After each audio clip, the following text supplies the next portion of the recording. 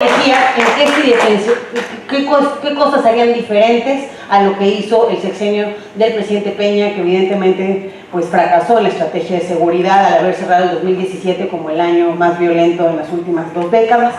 En el caso de Margarita Zavala, también, y aparte habiendo ella propuesto algunas cosas ahora que estuvo en Guerrero, en el tema particular de seguridad, ¿cuáles son las cuestiones o las líneas principales que van a distinguirla del gobierno de Felipe Calderón, sobre todo teniendo en cuenta que tiene muchos asesores del mismo equipo, y cómo propone también una estrategia desde el ámbito preventivo que mencionaba también en el estado de Guerrero? En cuanto a Ricardo Anaya, él menciona el uso de las tecnologías, pero no nos queda claro el uso de la tecnología, los cómo de este uso de tecnologías. Menciona un mando mixto, entonces ¿cómo combinaría el mando mixto con uso de tecnologías? Menciona tanto Andrés Manuel como Anaya la recreación de la Secretaría de Seguridad Pública. Sin embargo, también en la propuesta de plataforma Ricardo Anaya vemos que se quedaría con la Comisión Nacional de Seguridad como un esquema de coordinación. ¿Cómo sería eso?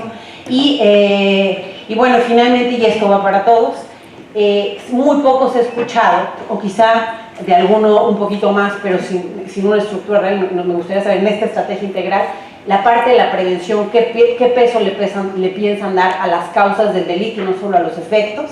Y cuando digo qué peso, me refiero también en el presupuesto, qué peso le piensan dar a la prevención social de la violencia y el delito y no solo a la reacción policíaca y a la parte del control, que sin duda es muy importante. Muchas gracias. ¿Quién quiere empezar? Entonces, de allá por acá. Muy bien. Voy a tomar esta pregunta porque no soy experto en temas de seguridad, pero quiero decir un par de cosas de lo que sé, de lo que es la plataforma, y sí quiero concentrarme en un par de puntos que me parece que son importantes, de los cuales tengo un poco más de formación.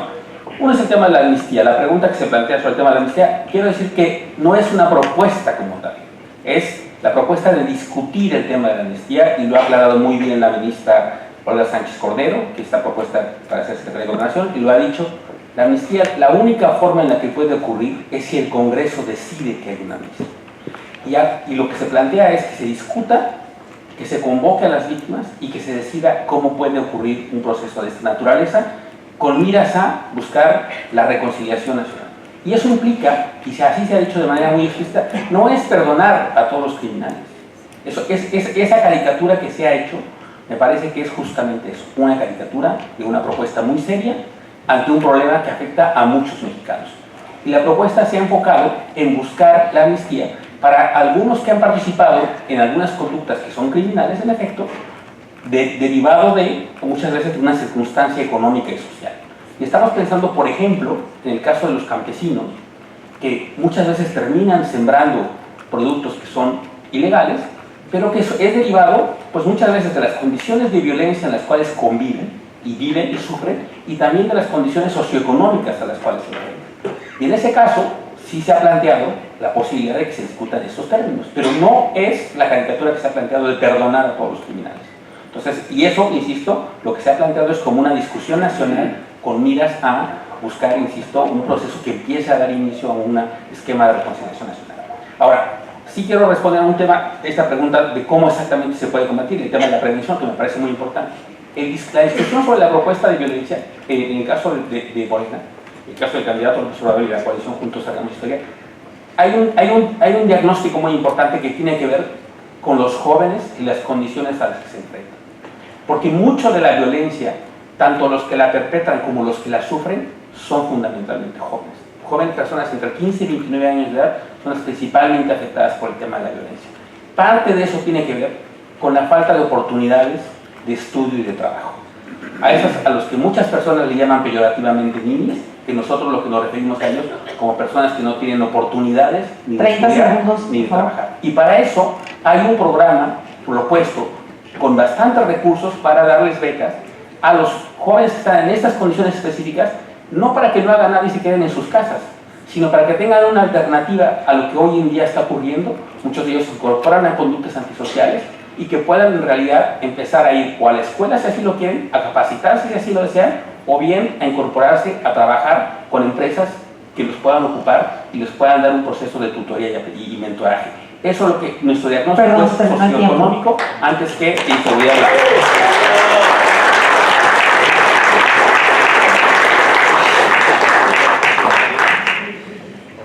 El deterioro de la seguridad en México es un proceso que tiene varios años acelerándose.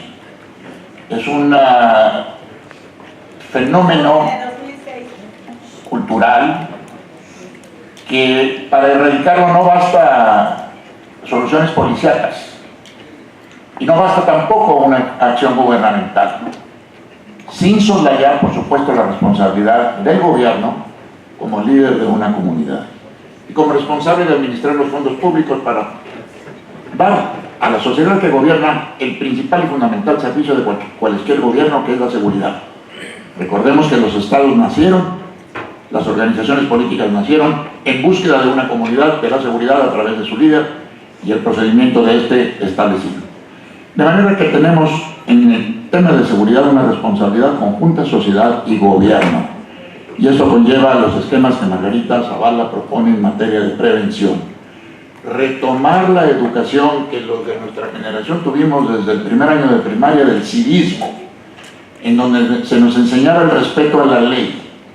El Estado de Derecho en México está muy vulnerado. Las leyes son referencias, son valores aspiracionales, pero no se aplican en la práctica en un altísimo porcentaje. Ese es el esquema fundamental de la política de prevención de la comisión del delito que Margarita Zavala habría que tomar desde la Presidencia de la República. La recreación de una Secretaría de Seguridad Ciudadana en donde tuviera una fuerza policíaca federal de al menos de 75,000 personas, con el propósito de apoyar con la fuerza pública, dentro del marco legal, hacer efectivo el cumplimiento del marco normativo que hoy, repito, no es más que una referencia y que da consecuencia a la impunidad y al cometer buena parte de la sociedad mexicana. Una parte, me corrijo, una parte pequeña. La mayor parte de los mexicanos no hacen otra cosa diaria y cotidianamente de ir a trabajar, cumplir con sus obligaciones, regresar a casa, compartir con su familia, con sus amistades, con sus vecinos, el acontecimiento social. No se viola el Estado de Derecho, salvo por un porcentaje que cada vez desgraciadamente está creciendo y que a base de educación y cultura, en buena parte habremos de cambiar 30 segundos. De cambiar el rumbo de deterioro de los márgenes y del marco de seguridad dentro del cual la convivencia social se tendrá de mayor calidad. Eso es en esencia la política y algunas de las decisiones muy puntuales que Margarita Zavala habría de tomar de ser electa por la mayoría de los mexicanos presidenta de la República. Gracias.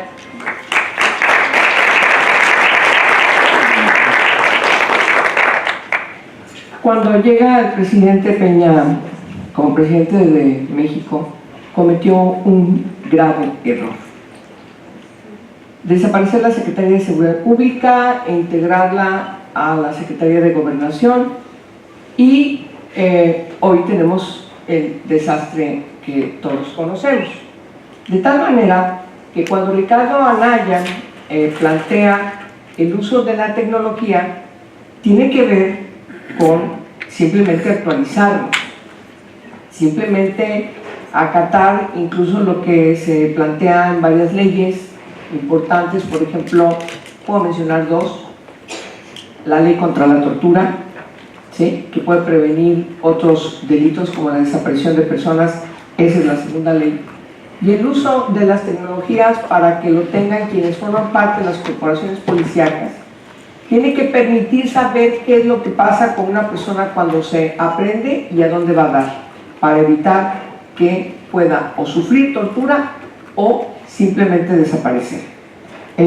Pero además esto está muy relacionado también con la discusión que estamos dando en nuestro país respecto de qué tipo de corporaciones necesitamos para que los tres órdenes de gobierno puedan tener una coordinación, que es lo que se conoce como mando mixto, para poder responder a las necesidades que tiene la población.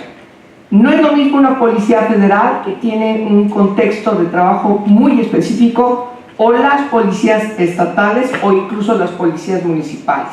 La diversidad de municipios que hay en nuestro país, en México, nos obligan al diseño de policías municipales con ciertas características. Pongo 3 ejemplos. No es lo mismo un municipio que es medianamente importante, pero que no está en el contexto de la integración con otros municipios y que se conocen como una zona metropolitana, o los municipios que están regidos por usos y costumbres en los pueblos indígenas. Ya puse 3 elementos distintos de tipos de corporaciones policíacas que deberíamos trabajar, como lo plantea Ricardo, de proximidad con la gente en el ámbito municipal. La coordinación de los 3 órdenes de gobierno es importante, por eso el mando mixto nos permite que ciertamente se pueda tener condiciones de articular acciones gubernamentales para prevenir, por cierto, no el delito, sino la prevención social del delito, que es muy diferente. Habrá que platicar más ampliamente, como lo hemos planteado desde la plataforma de Ricardo, cuál es el significado y la diferencia de la prevención social del delito respecto de solamente prevención del delito.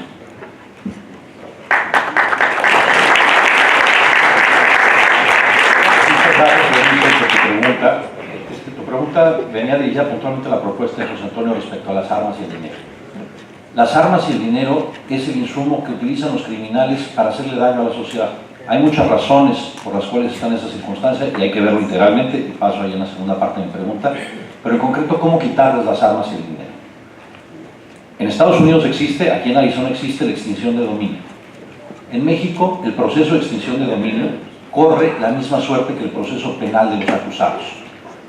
Aquí se ha discutido mucho y es muy controvertido para los criminales comunes. Cuando estamos hablando de crimen organizado, creemos que sí aplica el tener un proceso de extinción de dominio administrativo. Estamos luchando contra fuerzas armadas del tamaño del ejército de Guatemala, del tamaño del ejército de Canadá. Ese es el número de armas que llegan de Estados Unidos a México, que han llegado a México, y estamos enfrentando verdaderos ejércitos con armas y dinero. Entonces, cuando enfrentamos una banda criminal, cuando capturamos un capo, cuando nos topamos con estas fuerzas, hay protecciones muy importantes en el proceso penal para la persona. Pero la verdad es que esos procesos pueden tomar mucho tiempo. Y creo que no es sensato, en las circunstancias particulares de México, que no podamos tener un procedimiento más ágil de extinción de dominio administrativo, que corra una suerte mucho más veloz para desarmarlos, para quitarles el dinero, para que no sigan luchando desde la cárcel preventiva. Entonces, es una propuesta muy concreta, que se utiliza en muchas partes del mundo, que tiene ventajas y desventajas, pero que para la circunstancia particular de México creemos que es adecuada y es una propuesta concreta. Es parte de una estrategia integral. ¿De dónde viene la prevención? La prevención viene de buscar ocupar los espacios que hoy ha ocupado la delincuencia. Esto tiene muchos componentes, pero hablemos de 2 muy particulares: los espacios públicos y el transporte público. En México, la lejanía que se ha generado entre el Estado mexicano y los ciudadanos está más acentuada en los temas que son más del orden del gobierno local. Tenemos gobiernos locales que en seguridad pública, en servicios públicos, están muy lejos. Eso se ve desde el punto de vista fiscal macroeconómico y se ve en todos los índices sociales. Esas cuestiones muy puntuales, muy cercanas a la gente, ahí tenemos una enorme debilidad. Nuestros municipios, nuestras ciudades, están muy lejos de nuestros estados y están muy lejos de nuestra federación en materia democrática, en materia de atención a la gente y en materia de recursos disponibles. Entonces tenemos que empezar a recuperar los espacios públicos, la cercanía de los gobiernos locales. Esto también pasa por la desigualdad, por la impunidad, son varios de los componentes que crean el caldo de cultivo que hay que ir combatiendo. Yo sí regreso a la amnistía. Gerardo se queja de que se caricaturizó la propuesta de López Obrador. Yo creo que más bien López Obrador nos hizo una propuesta de caricatura y está pasando en el equipo de López Obrador como 30 segundos. Con alguien que me recuerda a ya saben quién, que dice un disparate y luego su equipo lo trata de explicar y trata de gobernar y hacer política alrededor de los disparates. López Obrador, en la Sierra de Guerrero, donde más se ha sufrido violencia, habla de amnistía. y después la tratan de moderar y cambiar. Lo que parecía un disparate ya se convirtió en eje de la propuesta de seguridad de López Obrador. Eso es inaceptable dentro de un partido y dentro de una democracia. Tenemos que tener combate frontal con todos los medios al crimen existente y al mismo tiempo tener la prevención. No están peleadas las dos cosas. Nos queda poco tiempo y de hecho vamos a cortar una pregunta más cada quien porque vas a tomar ya, Joaquín, tú el control de este debate, o de este foro informativo, mejor dicho, pero bueno, vas a ser el moderador tú solo, entonces nos queda una pregunta más. Yo quisiera, antes de terminar con esta pregunta que tiene que ver, por supuesto, con corrupción, que tiene que ver también con el caso muy particular de Ayotzinapa. Ayotzinapa es un tema que no se sabe hasta la fecha qué es lo que sucedió con los 43 estudiantes. Quiero que me den su postura al respecto en caso de que sus candidatos sean presidentes.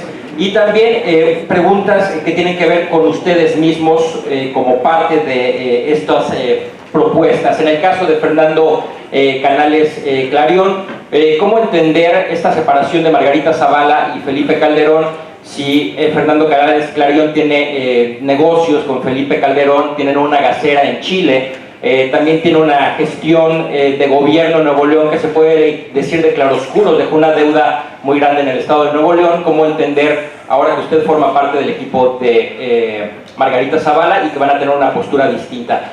También para Angélica de la Peña, que cómo podemos confiar en que este nuevo PAN no está ligado a Felipe Calderón y Margarita Zavala o Vicente Fox, que dejaron ir al Chapo Guzmán, que dejaron crecer el cártel de Sinaloa, que dejaron una estrategia de seguridad con más de 100,000 muertos, por lo menos con Felipe Calderón.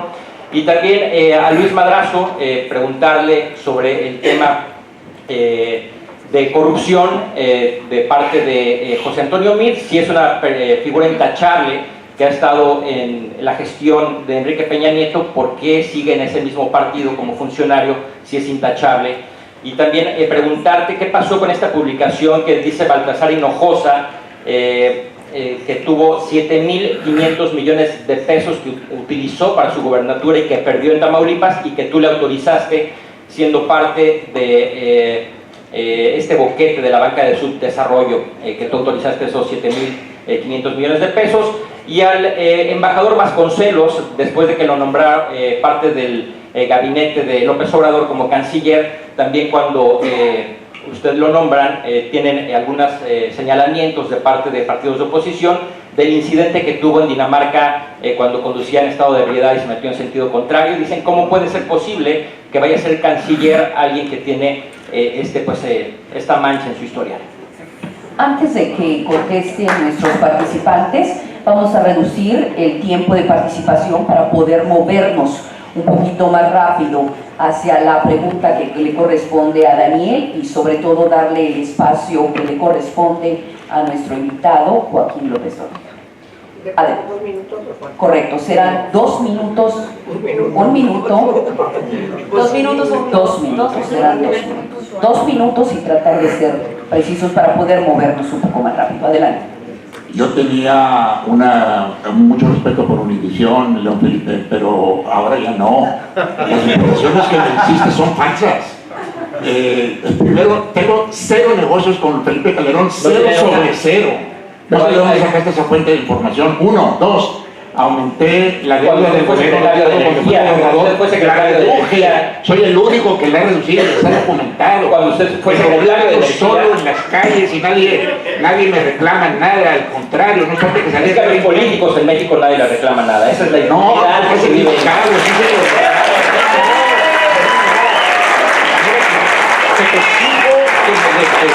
esa fuente porque está totalmente equivocada. Lo platicamos.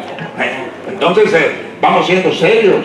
Qué bueno que nos exijan a los servidores públicos que fuimos, porque yo no recibo un centavo de ningún gobierno. Y cuando recibí, no recibí más que eso. ¿No tuvo información privilegiada cuando fue secretario de Energía? Absolutamente ninguna. Y de eso me siento orgulloso, y frente a quien sea lo repito y me enorgullezco de ello.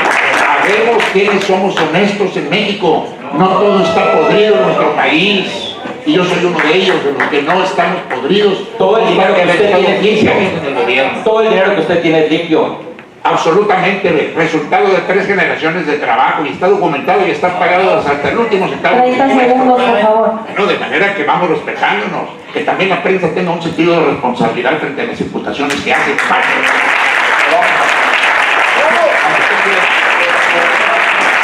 Y con respecto a Ayotzinapa, yo creo que aquí ya saben quién tiene la verdad. Él es el amigo de Abarca y no ha tenido la hombría de decirlo. Esa es la verdad. ¿Quién fue el que movió a esa Se gente terminó el tiempo, al por favor. majadero? Gracias. Por favor. Gracias. Adelante, Angélica. Sí, gracias. Gracias, León. A ver, Ayotzinapa, ¿por qué no se resuelve? ¿Qué es tu primera pregunta? Pues porque no se quiere. Está clarísimo, el GIEI de la OEA, ¿sí?, de la Comisión Interamericana de Derechos Humanos, ha planteado recomendaciones explícitas. Está atrás el asunto de la goma. Esa es la verdad. Nadie cree que 43 estudiantes hayan sido incinerados en el basurero de Cocula. Eso es una verdad histórica, se les cae cada que lo mencionan. Los estudiantes de Ayotzinapa hay que seguir buscándolos, es lo que nosotros planteamos. Hay que seguir buscándolos y hay que buscarlos con vida. No han muerto mientras que no sepamos qué pasó con ellos, su paradero, su suerte. Luego, el caso de Fox y Calderón. Yo dije hace rato muy rápido que una de las cuestiones, por cierto, yo no milito del PAN, pero una de las cuestiones que nosotros planteábamos en el equipo de Ricardo era justamente qué es lo que estamos proponiendo a partir también de los propios errores que se han cometido. Y me parece muy importante, en primer lugar, reconocer esos errores. Efectivamente, durante el sexenio de Calderón hubo errores al declarar la guerra a las drogas desde el primer día de su gobierno. 30 segundos. Y nos llevó a una guerra interminable que todavía no paramos. Termina con 27,000 desaparecidos y hoy van 30 y tantos mil. Entonces, en conclusión, nos parece importante que se atienda el problema de fondo, pero en primer lugar sin ocultar la realidad. Y yo creo que en ese sentido tenemos muy claro qué es lo que tenemos que hacer a partir de no simular, a partir de no querer Se terminó el presentar tiempo, algo que simplemente es darle la vuelta al problema sin reconocerlo. Si queremos cambiar, si queremos resolver el problema, primero hay que reconocerlo. Siguiente, Esto es por básico. favor. A ver, Felipe, yo creo que trataste de hacer una pregunta así con jiribilla para todos y cosas así, estuvo interesante. Pero mira, en el caso de Andrés Manuel, pues hay preguntas, en el caso de Anaya hay preguntas. En el caso de José Antonio Meade, no hay ninguna acusación contra él, ni una. Y todos los que están en este panel lo saben. Entonces, vamos a hablar del desempeño de José Antonio Meade. Bueno, la que te dice a ti, Luis. Bueno, esa sí está todavía mejor, porque entonces ya establecimos, y lo estableció claramente León Felipe, que contra José Antonio Meade ninguna acusación se hizo. Entonces ahora me hace una acusación a mí, pero hizo algo tan raro que ni le entendí, y les voy a decir por qué. Porque yo nunca he autorizado ningún presupuesto. Yo vengo a ser el economista en jefe, hago las proyecciones macroeconómicas y cuadro el presupuesto de ingresos, gasto y deuda. Entonces, León Felipe, francamente, ahora sí patinaste. No, te cuento, es una publicación que acaba de hacer el Heraldo de México con Luis Soto y dice que Baltasar Hinojosa obtuvo los 7,500 millones de pesos que utilizó para la gubernatura que perdió en Tamaulipas y que tú le autorizaste por medio de la banca del subdesarrollo. A ver, déjame terminar. Los temas presupuestales, en todo caso, tendrían que ver con mi gestión en planeación hacendaria. Ahí se veían temas presupuestales y, de nuevo, cuadrar ingresos, es hacer proyecciones macroeconómicas, estimar los ingresos, que lo hace la subsecretaría de ingresos. Yo proyecto el presupuesto, lo llena el área de ingresos y después la deuda. 30 segundos. Tema macroeconómico no tiene nada que ver. Ahora hablas de banca de desarrollo.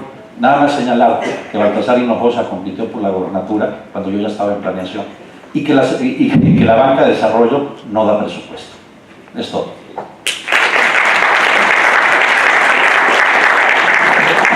hacer unos cuantos comentarios en el limitadísimo tiempo que hay.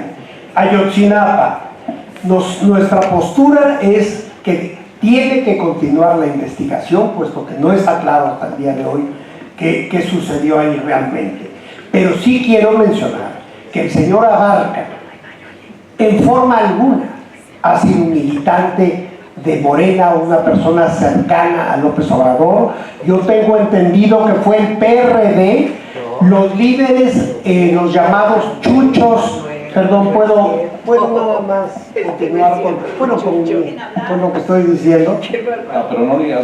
Fueron los líderes actuales que han secuestrado y desvirtuado al PRD, quienes estaban relacionados con este señor. Yo tengo 11 años de... Héctor, condenen a Barca, no lo protejo. Yo tengo 11 años de cercanía con López Obrador y con Morena.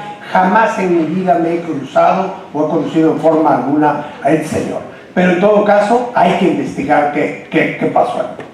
La cuestión del accidente en Dinamarca. Miren, esto fue un rumor que publicó un tabloide de escándalo danés. Ninguno de los periódicos ni ningún medio importante de Dinamarca mencionó siquiera el caso. Ahora, para resumir, hay dos cosas que yo ya he mencionado repetidas veces. Hay un diagnóstico de la policía firmado por el director de la policía de Dinamarca que dice que no hubo relación entre el accidente que en efecto tuve con un taxi y el consumo de alcohol.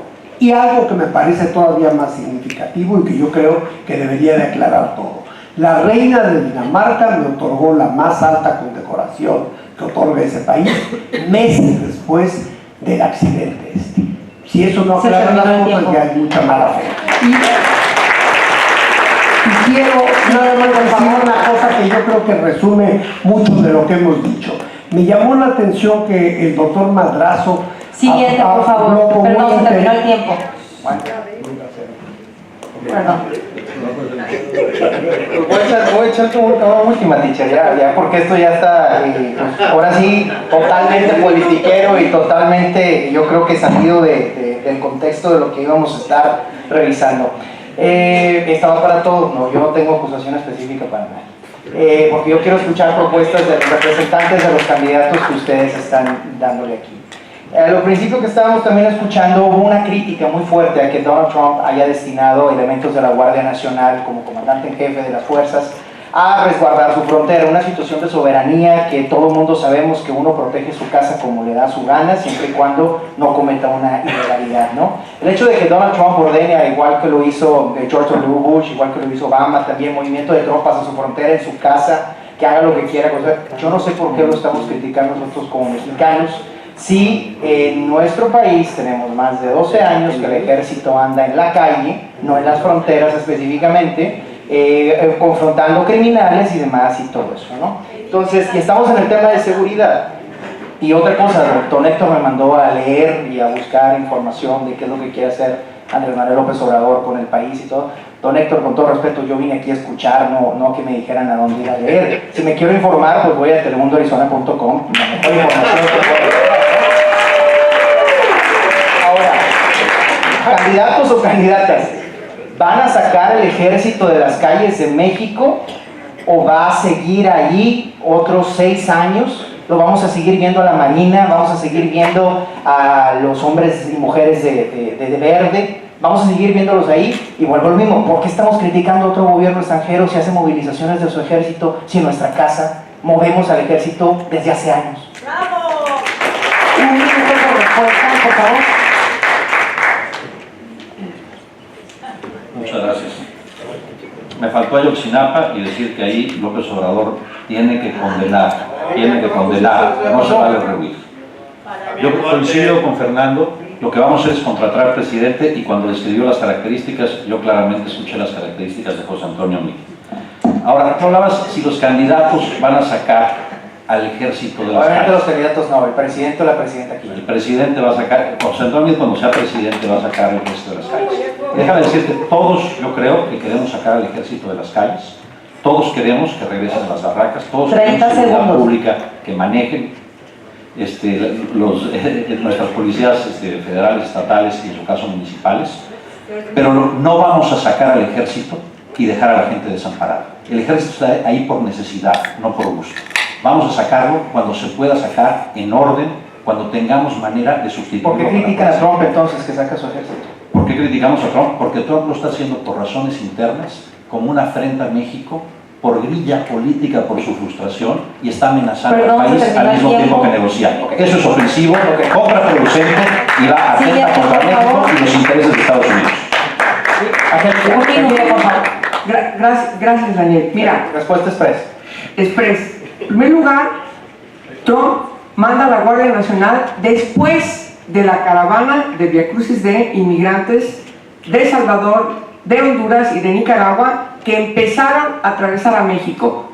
Nosotros reclamamos desde el Senado, y ahí está en los medios de comunicación claramente, pidiéndole a la Secretaría de Relaciones Exteriores y pidiéndole a la Secretaría de Gobernación que no 30 disolvieran segundos. esa caravana. La respuesta de Trump fue no por un asunto de delincuencia organizada como fue el caso de Obama y el caso de Bush. No, fue como una respuesta a la situación de inmigración. No nos equivoquemos, con todo el respeto que me merece Trump, pero esa fue la decisión que motivó a mandar a la Guardia Nacional. Entonces, me parece que estamos frente a un problema que tiene características distintas. Y termino lo de Fuerzas Armadas. Claro que queremos que las Fuerzas Armadas regresen a sus cuarteles. Lo van a hacer a partir de que tengamos, como dije anteriormente, Siguiente, por las favor. corporaciones policíacas que requerimos. A mí me parece la respuesta o la posición del presidente Trump ingenua, tonta. En el país más avanzado del mundo, uno de los que más contribuyen al desarrollo de la tecnología, si quiere controlar sus fronteras, hay medios tecnológicos sustantivamente más eficaces para lograr el propósito, y no como en el siglo XVII el ejército en las fronteras. Independientemente de más que una afrenta para México, la considero una afrenta para los Estados Unidos, el país más desarrollado del mundo. De manera que en ese sentido yo coincido, no le daríamos importancia a ese señor con esas decisiones que no tienen más que una tontera de razón de ser. De manera que esa es mi posición sobre el tema. Gracias. Gerardo directo, no sé si quiere contestar. Yo creo que le toca a Gerardo. Okay. El ejército debe regresar a las calles, en efecto. No, perdón, debe salir de las calles y regresar a las barracas. Perdón, debe regresar a los cuarteles. El ejército debe regresar a los cuarteles, pero debe regresar de una manera planeada y organizada. Sepamos una trayectoria en la que eso va a ocurrir, porque en efecto no se puede dejar en desamparo a la población que hoy en día depende de que permanezca el ejército en las calles. Sin embargo, me parece una incongruencia total que partidos que votaron a favor de la ley de seguridad interior, que de alguna manera justo lo que hace es regular y perpetuar la posibilidad de que el ejército permanezca en las calles, hoy día digan que el ejército debe regresar a las calles. Si esa era su posición, a los cuarteles, si esa era su posición,